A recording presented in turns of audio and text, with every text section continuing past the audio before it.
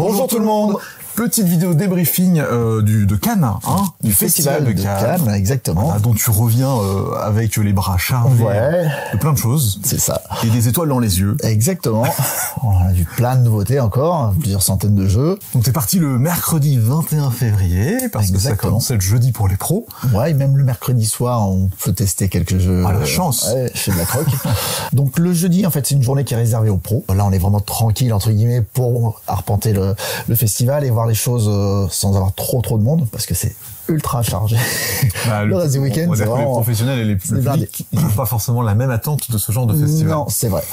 Mais donc, le jeudi, on a plus le temps d'aller voir les différentes zones et de rencontrer nos commerciaux. Donc, le jeudi, c'est vraiment réservé aux pros et ça se termine sur la cérémonie des As d'or. Et c'était assez attendu parce que voilà, il y avait quand même des jeux assez chouettes dans les nommés. Ouais, bah, une belle sélection. Hein. Franchement, les 12, il y en a qu'un seul qu'on n'a pas testé. Et j'espère qu'on aura l'occasion de tester. C'est la Familia qui a gagné donc en expert. Mais parce que voilà, il a cette particularité de se jouer à 4 exclusivement, donc c'est un peu plus dur de sortir. Ouais, voilà, c'est ça. Mais c'est ce qu'ils ont certainement voulu mettre en avant aussi, au-delà du bon jeu que c'est. Ouais, c'est sûrement très bien. En tout cas, les retours sont très bons. Pour le reste, il y a quand même eu la victoire de Cocktail Games, de Trio, Trio surtout, ouais. Parce que Cocktail Games, ouais, ça fait la 10e nomination qu'ils avaient, et ça fait 9 fois qu'ils passent juste à côté. Ouais, et plein de fois favoris. Bah ouais. Et là, cette fois, ils étaient ultra favoris et ils l'ont eu. Bah là, franchement, s'il gagnait pas l'As d'or avec Trio, je pense que il gagnerait jamais. Franchement, Trio, il a tout cassé cette année, quoi. Ouais, c'était vraiment le petit jeu de l'année. Chez les enfants, c'est mon puzzle aventure. L'histoire Dragon qui vient de remporter l'As d'or. Clairement, c'est l'originalité qui est mise en avant. Ouais, un puzzle en fait où on va se raconter une histoire en partant d'un personnage et puis on va retourner des pièces de puzzle les unes après les autres. Finalement, la construction du puzzle et la destruction, fait partie du jeu en lui-même. C'est ça. D'abord, on fait le puzzle, puis on le range dans la boîte en racontant une histoire. Il y a trois personnages différents à partir desquels on peut commencer l'histoire en fait. Ouais. Et puis donc on a des aventures différentes et c'est très chouette. Et en initié, c'est Faraway qui l'emporte.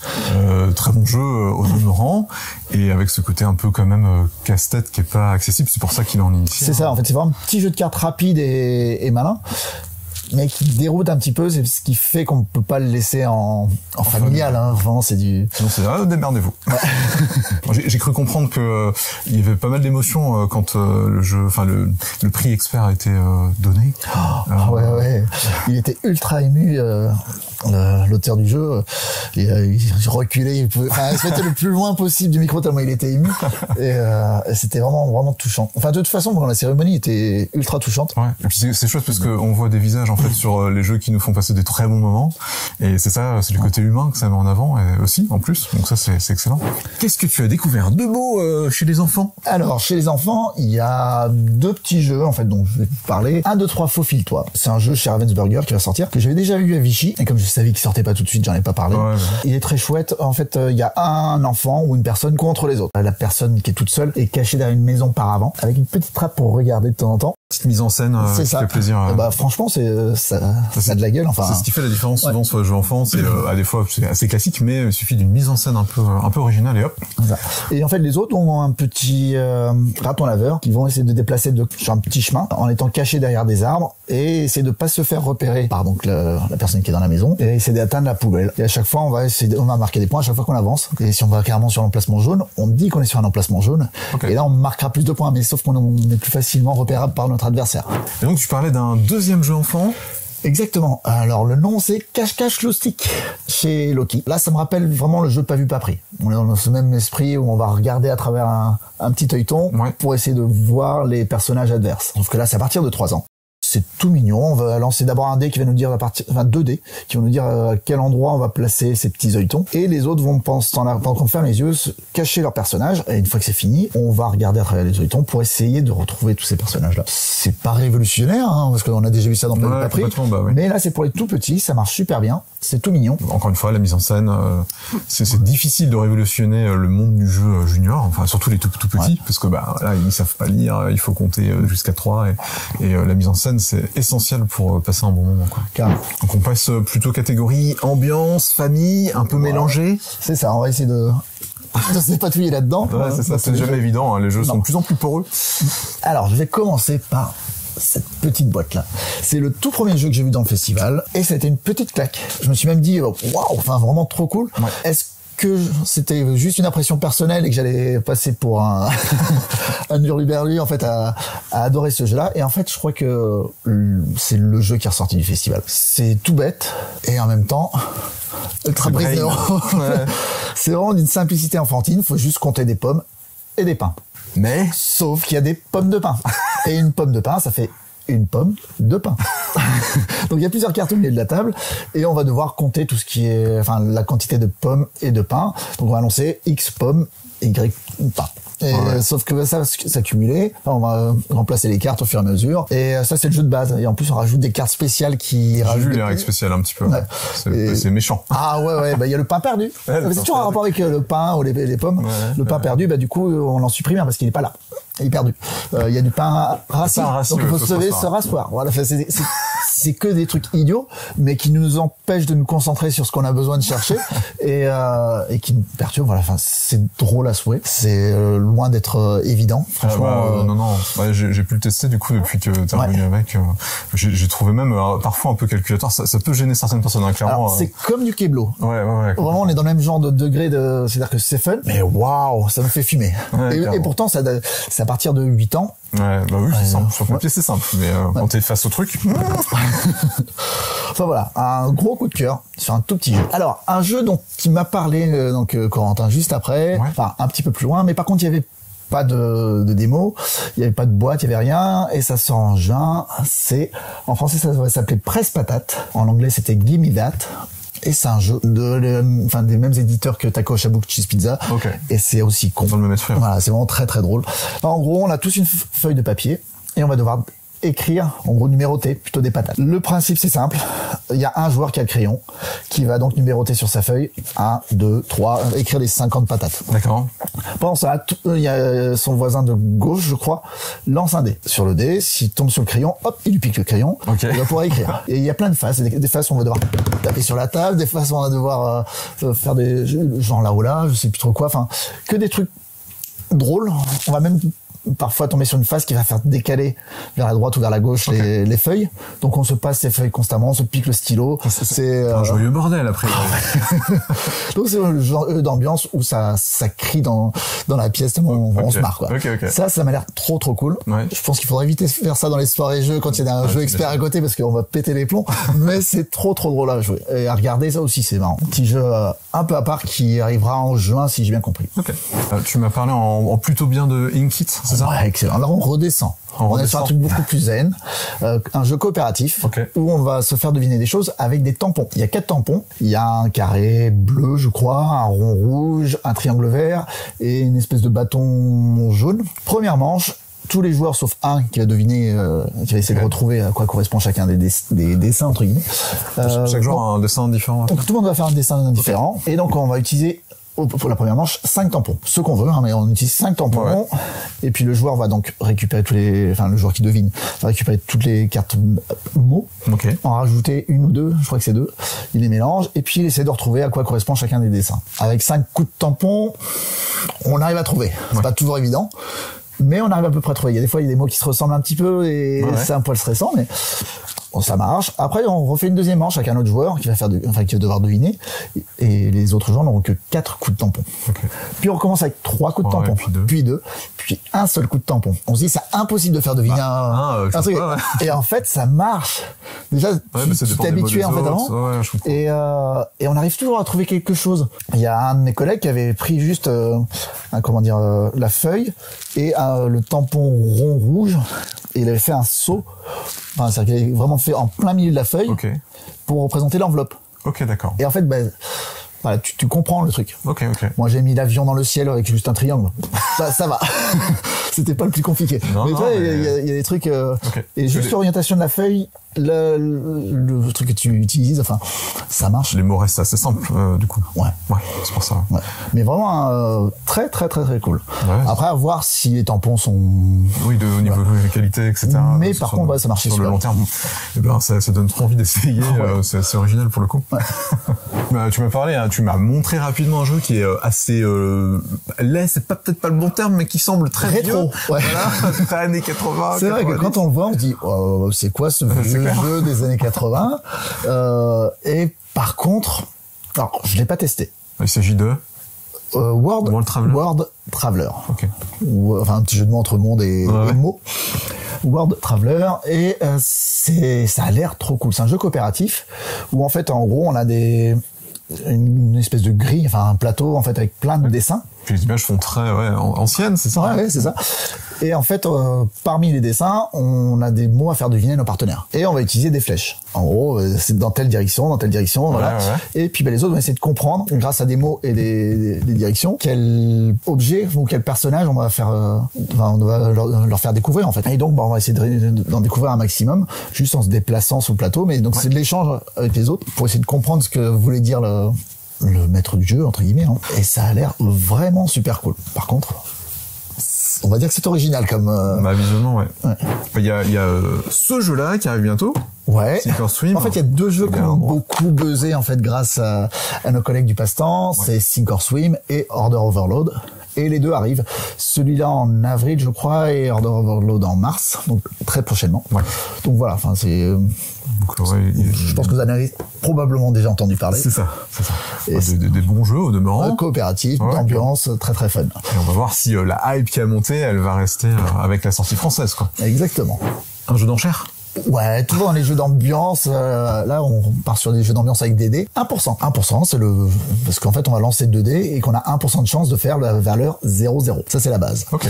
Mais ça se passe en 2 temps. Un premier temps qui va être de la surenchère à la Perudo. On retrouve Perudo à 200%. C'est-à-dire qu'on a tous des cartes avec des symboles différents et on va donc miser sur la quantité qu'il peut y avoir autour de la table de telle ou telle valeur. D'accord. Et donc, on peut surenchérir et jusqu'à ce que quelqu'un gagne, entre guillemets. Et celui qui gagne aura le droit de lancer des dés ou de récupérer des cartes qui lui permettront de modifier les valeurs à atteindre. C'est-à-dire qu'en gros, sur les 3 cartes, il y a peut-être un 9. Si je prends le 9, je pourrais lancer les dés et si je fais 0,9 ou 90 ou 99, ça marche, j'ai gagné. Ok. Ça remplace le 0, enfin voilà. C'est des jokers. Et en fait, on aura 3 actions quand on a gagné, entre guillemets, la première manche. Et parmi les 3 actions, je peux lancer 3 fois, prendre 3 cartes, prendre 2 cartes et faire un lancer. Enfin voilà, je décide ce que je fais. Et on va faire comme ça jusqu'à ce que quelqu'un réussisse à faire le 0-0 ou le 0-0 modifié, quoi. C'est tout bête. Mais ça a l'air super fun. Donc tu as testé un jeu d'Erwan Morin, c'est ça? Ouais, alors en vrai, je l'ai pas testé à Cannes. Non, ouais, ok. Ah oui. Je l'ai testé à Vichy. Bah oui. Avec lui, parce que c'est un copain qui en est à Vichy ensemble. Et du coup, il nous avait fait tester Jackpot, son proto, qui va donc sortir bientôt chez Tiki sous le nom de Mega Jackpot, je crois. Par contre, je ne sais pas quand il sort. Et c'est un jeu de stop ou encore très malin. Il y a 3 piles. Et on va essayer de faire 3 piles de cartes, face cachée, puis des cartes au milieu, 3 cartes révélées. Et en fait, comme une machine à sous, en fait, un bandit manchot, on va essayer de récupérer des alignements de 3 cartes identiques. D'accord. Et simplement, ça nous donne des valeurs différentes selon la combinaison qu'on a réussi à faire. Et puis, on fait juste un truc gratuit. Mais si je veux relancer, il faut que je mette une pièce. Mais sauf que je mets pas une pièce, je perds une carte. Okay. Et donc, tant qu'à faire, la moins chère. Enfin, voilà, c'est tout un système très malin. C'est simple, c'est vraiment très fun. Ça arrivera, du coup, très prochainement, j'espère. Et tu dis pas ça parce que c'est un copain. Non. Tu m'as beaucoup vanté Flowers. Ouais. Vraiment, là, depuis que t'es revenu. Ouais, c'est un jeu familial ultra simple qui marche vraiment très très bien. C'est très hasardeux, hein, parce que c'est de la pioche et puis on voit ce qui se passe, on essaie d'agencer nos cartes. En fait, en gros, le principe c'est simple, c'est qu'on va récupérer des cartes de couleurs. Il y a 4 couleurs différentes et il y a 4 valeurs différentes. On va essayer de faire des groupes de 1, des groupes de 2-2, des groupes de 3-3, des groupes de 4-4. À la fin, quand on aura fini une des pioches, pour résumer vite fait, on va déclencher la fin de partie et on va regarder toutes les cartes qui sont bien placées. Donc, s'il y a des groupes de 4-4, c'est bon, des groupes de 3-3, de 2-2 et de 1 tout seul. S'il y en a qui sont mal placés, les cartes sont retournées ou éliminées et ça nous fera des malus. Et après, on va regarder, donc, pour marquer les points, toutes les zones de couleurs. Si on a au moins 5 cartes dans une zone, on comptera les le nombre de cartes, il nous fera un point par carte. Voilà, je t'ai quasiment tout expliqué. Il y a les papillons en plus, s'ils sont placés à côté de la bonne couleur, ils nous rapportent un petit point. Mais voilà. Ok. En gros, c'est super simple et ça marche très très bien. Je vois que c'est marqué 7 ans et plus, donc en effet. Ouais, c'est vraiment très très simple. Tu as pu voir en vrai de vrai un jeu qui fait pas mal parler de lui sur les réseaux sociaux ces derniers temps, un jeu de Bruno Cathala qui est sur Board Game Arena, hein. C'est une plateforme en ligne pour pouvoir jouer aux jeux de société pour ceux qui ne connaissent pas. Et donc il s'agit de Solstice. Solstice, c'est un tout petit jeu, une petite boîte, un petit peu plus gros que le Sea Salt and Pepper, hein, ouais. Mais pareil, petit format, petit prix, très malin, familial. On est pareil que sur Flowers, sur du très familial. C'est très simple, on va récupérer des tuiles parmi celles qui sont au milieu de la table pour essayer de construire un paysage. En gros, si on parvient à relier le ciel, entre guillemets, il y a un petit feu d'artifice ou un soleil, je sais plus ce que c'était, jusqu'au sol. Ok. Eh ben, ils vont marquer des points. Okay. Et puis, on va compter aussi la plus grande zone de tuiles qu'on aura. Les tuiles sont numérotées, elles sont précises, elles forment vraiment un paysage. Mais il n'y a qu'une seule tuile de chaque et on va se partager ce paysage. Pour ça, en fait, il y a 6 tuiles qui sont cachées et 6 tuiles qui sont par-dessus. Tu as des tuiles en main, je crois que c'est 3. Tu peux en jouer une et si elle a un lien avec une des tuiles, tu vas prendre les deux. Donc, tu la captures. D'accord. Et tu vas pouvoir mettre les deux sur ton paysage. Et si on réussit à faire un carré de tuiles qui sont les unes à côté des autres, forcément, eh ben, on va pouvoir récupérer un esprit. Qui va nous donner un pouvoir ou un bonus. Un excellent jeu. Ouais, c'est ultra plaisant. Ouais. On essaie de bloquer l'adversaire. Il y a vraiment un côté je bloque. Après, il y a du bol comme dans tous ces petits jeux, mais ça marche très très bien. Ce qui est chouette de plus en plus, c'est de voir ces jeux arriver en avance comme ça virtuellement, comme ça vous pouvez les tester quoi. Et ça vous engage. Enfin, vous n'avez pas besoin d'acheter le jeu. Là, c'est gratuit, vous pouvez le tester. Exactement. Et ça, je trouve que c'est vraiment une très très bonne démarche des éditeurs et des auteurs quoi. Ouais. Et puis pareil, là on est sur ce genre de format. Hein. Vraiment, c'est petit et de plus en plus. Les retours du festival, c'est une volonté de faire de plus en plus petit, de moins en moins cher. C'est une bonne nouvelle pour tout le monde, ouais. Pour vous comme pour nous, clairement. Les étagères sont déjà assez pleines. Un autre très beau jeu, vraiment très beau, ouais, la belle, mais le matériel aussi, hein, ouais. Le côté 3D et tout, c'est Harmonize, c'est Libellude, j'ai cru voir. Donc Dixit, donc c'est des gens qui ont plutôt du goût en général quand ils font un jeu. Et ça semble prometteur et plutôt très joli en plus, très plaisant. Exactement. On a chacun son plateau, on va récupérer des espèces de petits... Des petits palais. Ouais, des petits palais de territoires différents. Ouais. Il y a de la brique, il y a de la pierre, il y a des plantes, il y a de l'eau, et donc forcément chacune se place à des endroits bien précis. Enfin, on peut pas mettre une brique sur de l'eau, mais on peut empiler de la pierre, on peut empiler des choses différentes. Et donc selon comment on va les placer sur notre plateau, on va marquer plus ou moins de points. Et en même temps, on va récupérer des objectifs. Donc à notre tour, on va récupérer 3 petits palais là éventuellement une carte. Et cette carte-là, elle a des objectifs. Si je remplis, il y a des cubes que je place au départ. Ben, le cube, je vais pouvoir le mettre sur l'un des palais, ce qui est demandé sur la carte. Et donc, ça me fera marquer des points. Mais ça bloque le palais, c'est-à-dire que je pourrais plus poser des choses dessus. Donc, il va falloir essayer d'avancer mon plateau au mieux. C'est très malin. C'est compliqué parce qu'il faut bien anticiper ses placements. Ouais, anticiper, optimiser. À 4, je vous cache pas que quand on espère récupérer un truc, ben, ça fait le tour. Il y a peut-être plus qu'on espérait avoir. Ça m'est arrivé à plusieurs reprises. Les limites, c'est pas grave. On s'adapte. Potentiellement être bon, très moins 2 du coup. Ah oui, je pense que parce que t'as plus de contrôle. Voilà, à 2 il y a plus de contrôle, à 4 on s'adapte à ce qu'on a comme tirage. Hein. Moi, il me donne super envie, la boîte elle est magnifique, le matériel il me donne trop envie et ça sort dans pas trop longtemps. Non, ça c'est je sais plus, mais enfin on avait en avril. Mais ouais, c'est bientôt. Ouais. On va pouvoir vous montrer ça un peu plus en détail. On repart sur un petit jeu coopératif. Ouais, carrément, avec Infiltrator. Un jeu qui va sortir chez Ori Games très prochainement.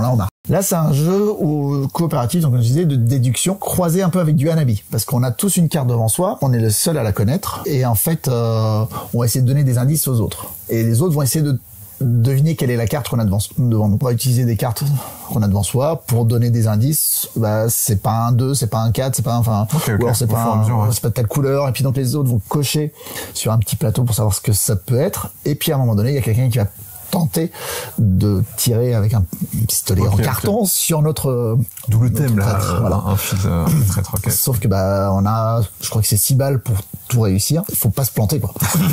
T'as testé la nouveauté des pitch games, c'est ça? Ouais, je me suis même amusé à faire quasiment la totalité parce que c'est vraiment très fun. Je suis une quiche en jeu de pichenette. C'est l'un des seuls jeux mais qu'est-ce que je me marre. On a fait entre autres des fléchettes, du cornhole et surtout, on a testé le prochain qui va sortir en fin mars. C'est un jeu de foot. où en fait on va se faire des passes et si on réussit à atterrir à un certain endroit, on peut tenter de marquer un but. J'ai pas été si mauvais que ça. Hein. Ça s'est joué, ça se joue en 5 buts. J'ai perdu 5-4. Hein. Vraiment, c'était tendu pendant tout le match. On s'est bien marré. Tu m'as parlé d'un jeu très très coloré, Neotopia, avec pas mal de matériel. Exactement. C'est un jeu portugais qui va être localisé par Matago. On est dans l'esprit de Azul. Portugais, du côté, voilà, exactement. Ce côté, en fait, on va essayer d'agencer des tuiles pour marquer des points. Mécaniquement, c'est très différent, mais on retrouve ce petit plaisir déjà de manipulation de matériel, parce que le matériel est très agréable. Là, clairement, ça a l'air en tout cas. Et donc, en gros, on va récupérer des jetons, enfin des tuiles qu'on va placer à des endroits, dans différentes zones. On sait en avance ce qui va les remplacer, et en fait, le but, c'est de remplir des objectifs. C'est assez classique, mais ça marche super bien. C'est un petit jeu de cartes du fameux auteur Friedman Friese, qui a cette particularité d'avoir des jeux toujours verts. Et qui commence par la lettre F. Voilà, un F, parce que lui... Sauf quand c'est traduit en français, parfois ça marche vendredi, plus. Par exemple, ça marche plus. Et donc c'est FTW for the win. C'est aussi laid que chouette. Comme toujours, presque.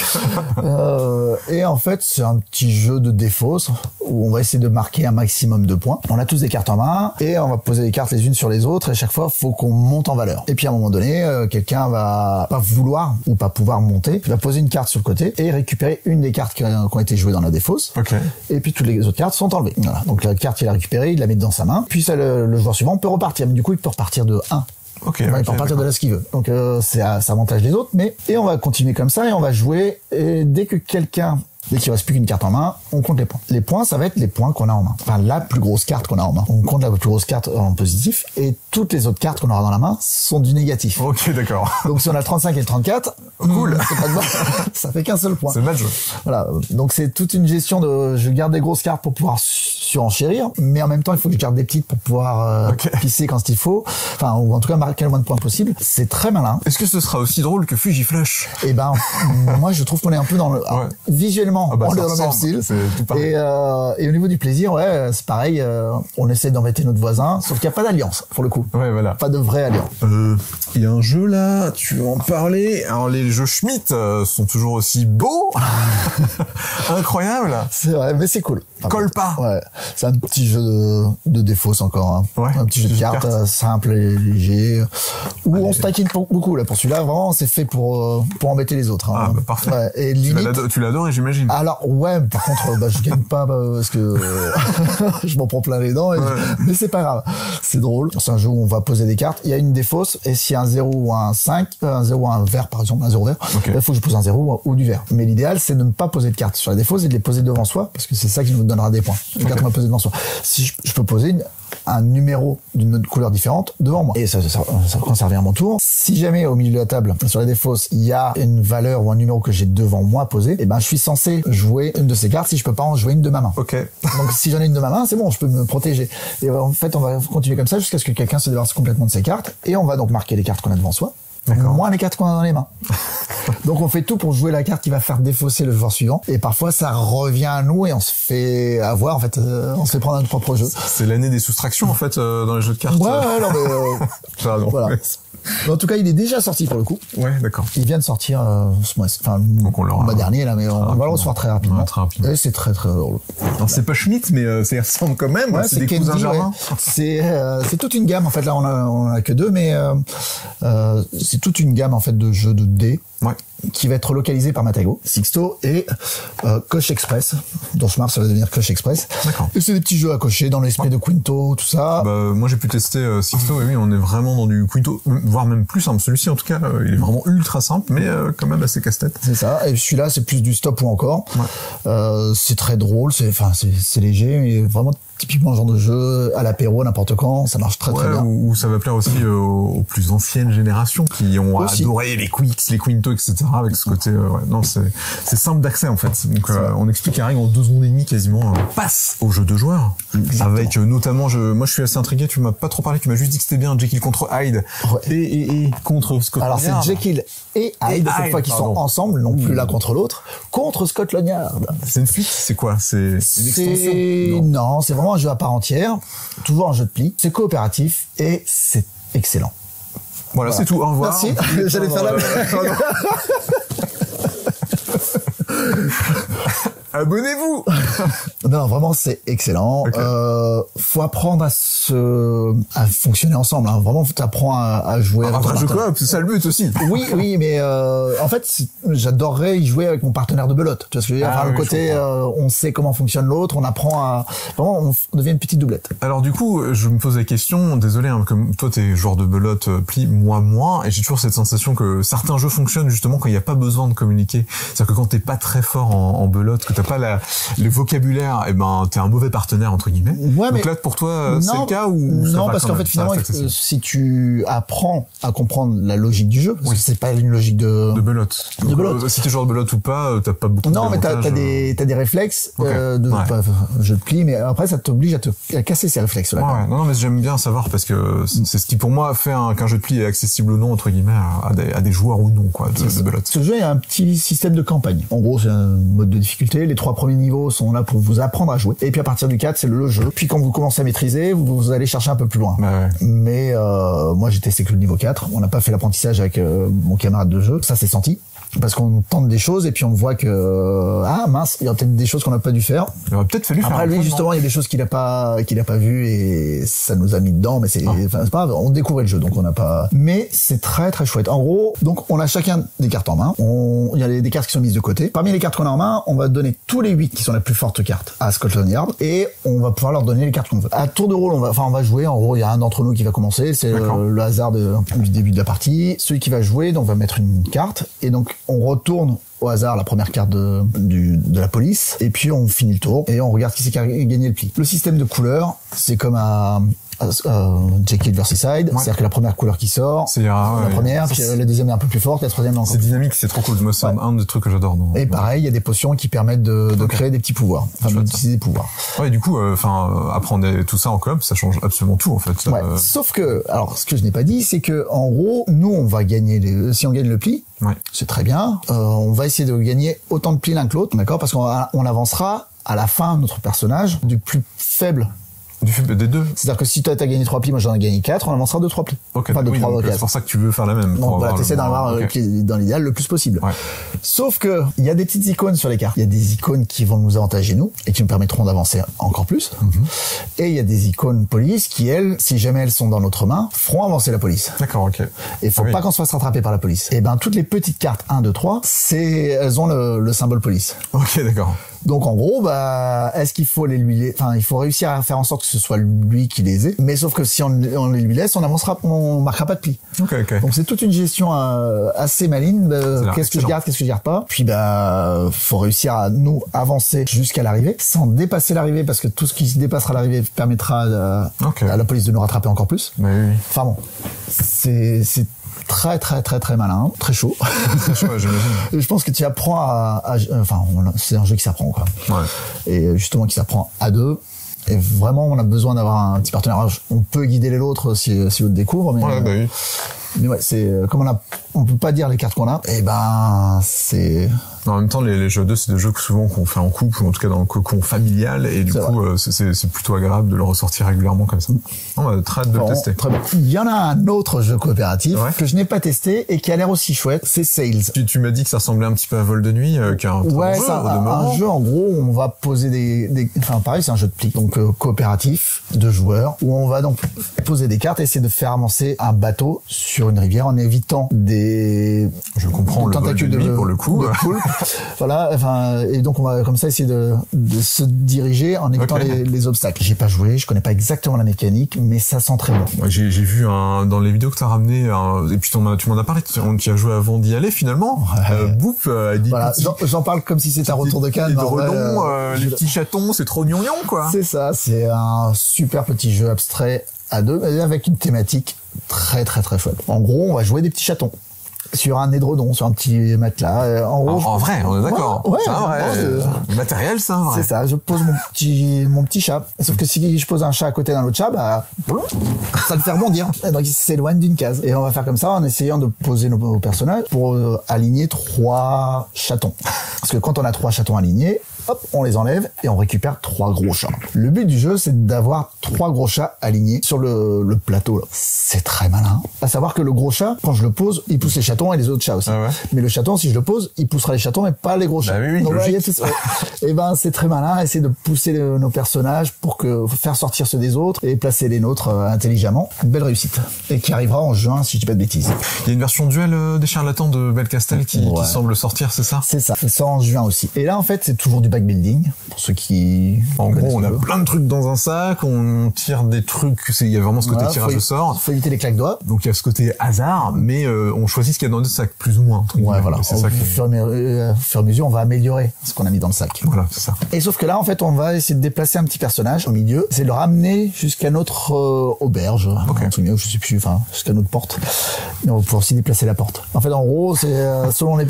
C'est une porte magique.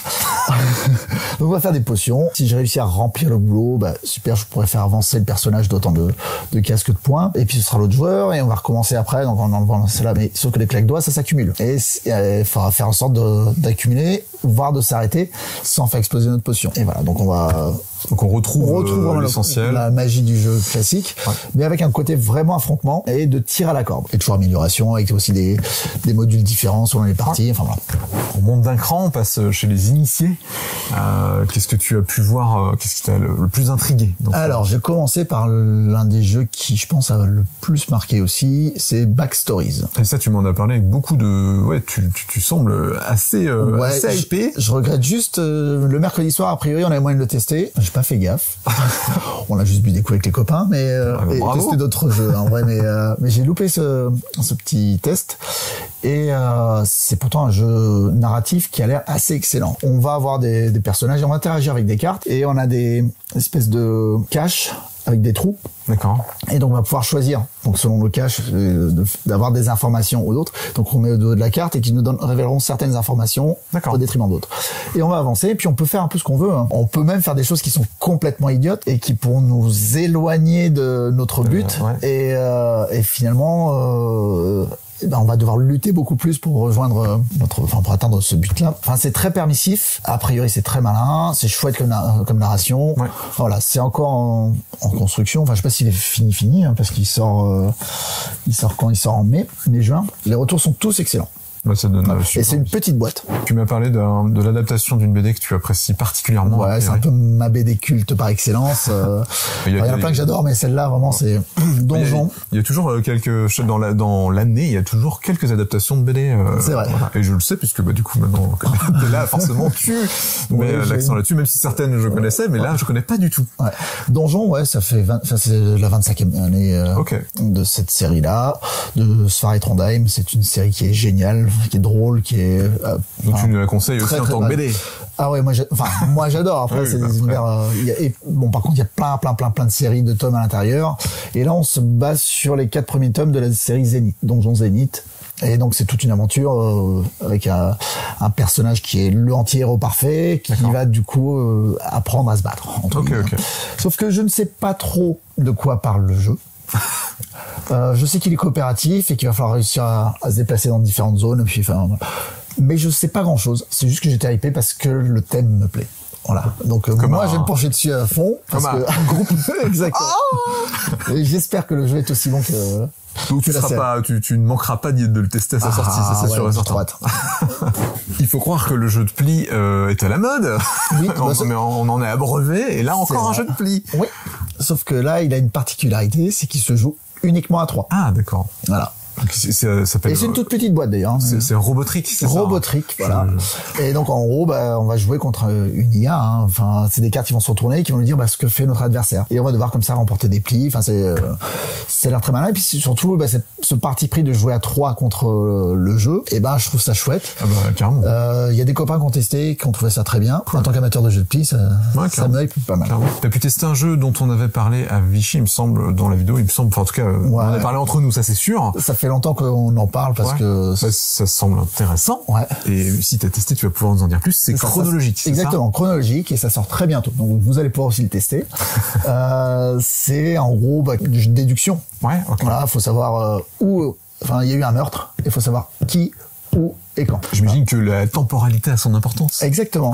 C'est un jeu où en fait on va demander des informations. Il y a 5 moments ou 6 selon les enquêtes, mais il y a plusieurs moments dans la journée. Et en fait, les personnages sont dans certaines pièces, parfois toutes seules, parfois avec d'autres, et on va essayer de savoir comment elles se sont déplacées. Parce que dans l'enquête qu'on a faite, il y a un personnage qui va être à la fin, qui aura été dans 4 lieux différents, donc 2 fois dans le même, et dans la pièce où elle aura été, 2 fois, c'est le moment où elle aura tué la victime. D'accord. Okay. Donc à nous d'essayer de comprendre comment ça s'est passé. Okay. Donc on donne on cherche des informations. On prend un personnage ou une unité de temps qu'on va mettre avec un lieu. On retourne. On a une information qu'on va divulguer à tout le monde et une information par déduction. On va essayer de trouver la solution. À la fois ni trop compliqué ni pas assez. On est sur quelque chose de beaucoup plus parlant, enfin de plus agréable que la froideur d'un Turing Machine. Ça marche très bien. Il y a 15 enquêtes différentes. Ce qui est déjà pas mal de temps. Hein. Quand on a fini une, si on a fait, si on en a fait 14 autres, on se rappelle plus lesquelles on a fait. Ouais.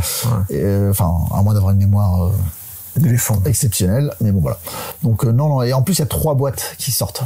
Là, et la première en mars, et puis petit à petit, il y en aura d'autres. Donc les amateurs d'enquête et autres jeux de déduction vont être ravis. Voilà, et c'est toujours Yoann Levé, et je crois que c'est Fabien Gridel aussi qui est avec lui dessus. Cool. Autre style qui a pas mal le vent en poupe, et c'est le cas de le dire pour ce jeu-là, c'est les jeux à rôle caché. Exactement.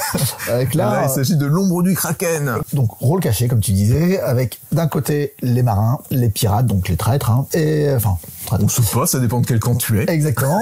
Et surtout un cultiste. Et oui, il y a l'univers du Cthulhu qui se retrouve là-dedans. Pourquoi pas. C'est comme ça. Parce qu'il y a des tentacules. Voilà. C'est très bien. Et puis parmi nous, en plus, régulièrement, il y aura des personnages, le capitaine, le lieutenant, le navigateur. Les marins veulent aller dans une partie du plateau, les pirates dans une autre, et le cultiste, lui, c'est un endroit bien précis. Notre but, c'est d'arriver jusque là-bas. Quand on doit donner des directions, on pioche des cartes, et peut-être qu'on a que les directions qui ne vont conviennent pas, on fait avec. Mais on en pose une, chacun en pose une, il y a plusieurs personnes qui posent dedans, on mélange dans la boîte, donc on sait pas trop qui a posé quoi, et le capitaine regarde, et il va décider d'une direction parmi celles qu'il a eues, qu'il arrange ou pas, puis voilà. Et puis il va y avoir en gros des sortes de mutineries, de ce que j'ai compris, on peut piquer la place du pirate. Ça a l'air très très fun, un peu comme traître à bord en plus. Plus avec du matériel, etc. quoi. Et enfin, la catégorie la plus dure, la plus costaud, les experts. C'est vrai que j'adore ça, moi. Donc j'en ai mis 50 dedans. Voilà. Prenez du popcorn, il y en a encore pour 5 heures. C'est faux.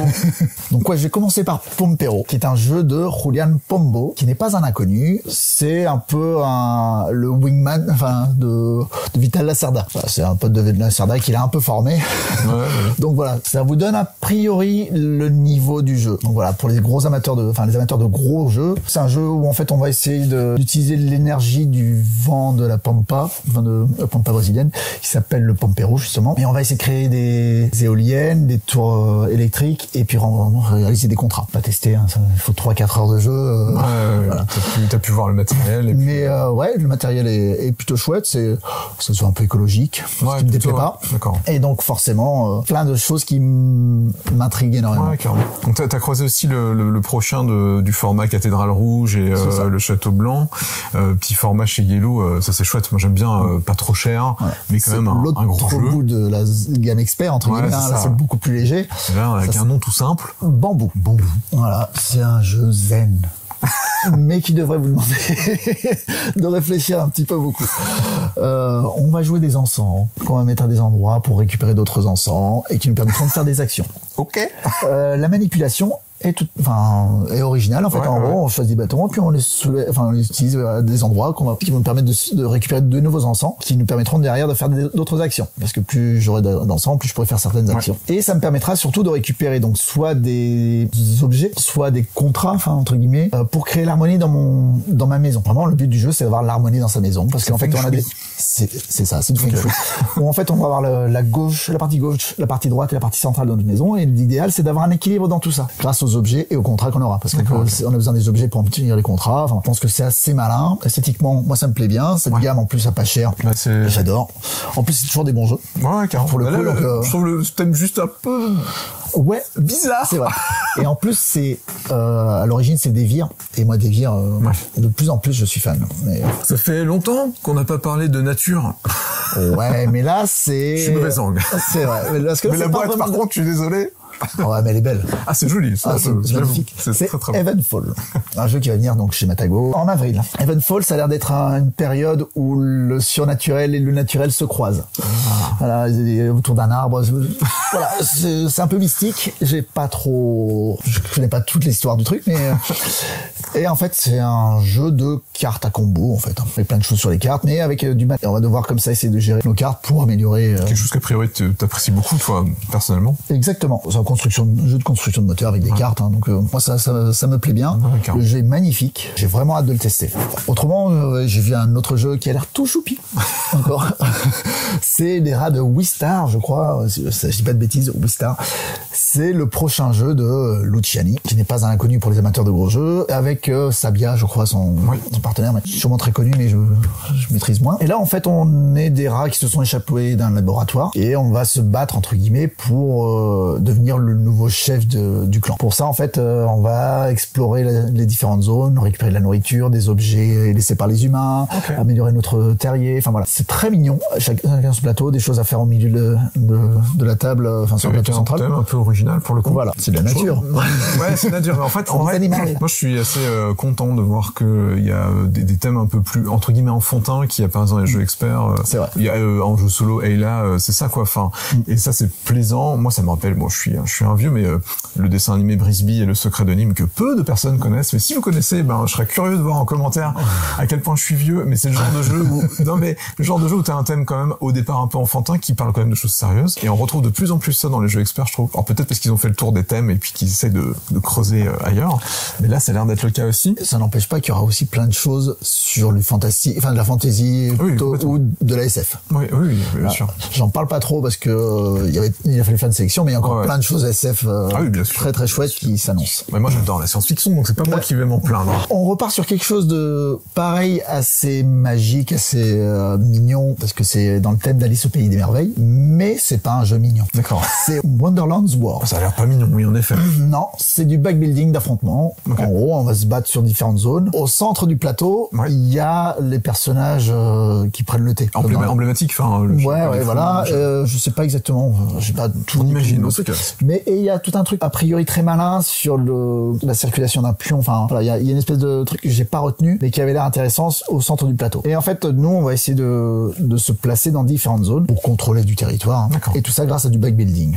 Et des cartes en plus. Donc il y a du beau matériel. Le jeu est vraiment très très très très chouette. A priori, c'est des longues parties par contre, et c'est bien taquin. Bon, on a à peu près fait le tour de ce que j'ai pu voir en nouveauté. Il y a quelques extensions qui arrivent a priori. Alors, il y a surtout en fait une nouvelle version de Dune Imperium qui arrive. C'est un nouveau jeu indépendant avec lequel on pourra ajouter les extensions qui sont déjà sorties. D'accord, Mais donc c'est Dune Imperium Insurrection. En gros, un peu comme Age of Innovation était une version plus expert encore de Terra Mystica. D'accord. Là, on est pareil sur une version plus complexe de Dune Imperium. Très bien. Donc avec des petits personnages en verre, enfin des verres en figurines. Je sais pas à quoi ils servent, hein, mais ils sont là pour être beaux et puis c'est Dune quoi, mince. Il y a des verres. Enfin, il y a des verres. S'il n'y a pas de verre dans Dune, c'est pas Dune. Voilà. Mais donc, comme le jeu quand même c'est excellent, et j'attends de voir ce que ça peut donner en mode encore plus complexe. Carrément. Et puis j'ai gardé le dernier pour la fin, qui est pas vraiment, enfin, parce que c'est de l'expert, c'est une petite extension à un jeu qui t'a beaucoup plu, qui est Heredity. Exactement. Que j'adore toujours.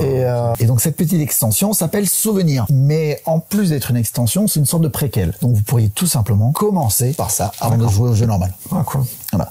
C'est en gros qu'est-ce qui s'est passé avant, comment ils en sont arrivés. À ce monde post-apo, etc. Voilà, même certains avaient l'air de dire autant commencer par celui-là si on a l'occasion. Des fois c'est bien de faire une préquelle après avoir. Ça dépend des gens, ça dépend de plein de choses. Je pense que ça dépend de comment tu découvres une œuvre en règle générale. Ta annonce peut-être un jeu qui va durer dans le temps et pourquoi pas. Moi j'aimerais bien aussi voir dans d'autres univers. Et en plus une petite boîte donc ça va pas être trop cher. Super info. Bon t'as fait le tour de tout ce que tu voulais dire pour alors même d'une sélection parce qu'en vrai ça dure pas en 500 vrai, ans. Je voulais pas vous assommer mais il y avait plein de très bons jeux que j'ai laissés de côté et puis il y a même des choses dont on a déjà entendu parler ou vous avez déjà suffisamment entendu parler pour pas besoin qu'on en rajoute. Et t'as apprécié ton séjour là-bas? Est-ce que t'as trouvé des évolutions au salon la manière dont tu appréhendes ça en tant que professionnel, par exemple? Alors, en tant que professionnel, il y a deux choses que je remarque. Les années précédentes, en fait, on mettait une bonne heure à rentrer. Ça, c'est voire plus, quand t'as rendez-vous à 9h, autant dire que c'est mort. Donc cette année, j'avais fait en sorte de pas avoir de rendez-vous avant 9h30. Ouais. Et pour le coup, on rentrait très vite. C'était très bien géré. Ça, bravo à l'organisation. L'autre truc, c'est que désormais, en fait, dans l'espace pro à proprement parler, on a vraiment que du pro. Je crois qu'il n'y a pas les ludothèques. Je crois qu'il y a les ludothèques. Voilà. Mais est-ce qu'il y a les influenceurs, etc. Parce que ça prend de plus en plus de place, clairement. Ils sont aussi importants dans le... Ah, mais je dis pas qu'ils sont pas importants, mais clairement... Même que les ludothèques, attention, elles sont très importantes. Ah, mais complètement. C'est vrai que, on va dire que on sent bien que il y a un virage vers les réseaux sociaux, les influenceurs depuis quelques années qui s'est fait, et c'est de plus en plus le cas. Mais ceux qui ont le plus besoin de découvrir les nouveautés sont les influenceurs et les boutiques. Les ludothèques vont suivre, en fait, entre guillemets, et c'est pas grave si elles ont pas toutes les nouveautés, de toute façon. Non, c'est clair que la plupart du temps, elles sont plus familiales, etc. Mais... C'est ça. Donc, du coup, il y avait un petit peu moins de monde et plus de place pour jouer. Parce que souvent, c'était trusté par justement ces gens qui avaient vite fait le tour et puis qui derrière prenaient les places. Et donc nous, on était plus à l'aise. On a plus facilement pu trouver des petits jeux pour tester. Donc, j'ai joué plus que d'habitude. J'étais super content. En plus, dans l'ensemble, je pense que à des bons jeux. J'en ai pas parlé de tous, mais on n'a pas trop eu de déception. T'as moins l'impression de perdre ton temps, quoi. Quand t'as passé une demi-heure à jouer un jeu que t'as pas apprécié. C'est ça. On peut conclure là-dessus. On vous souhaite un bon jeu. Et à bientôt!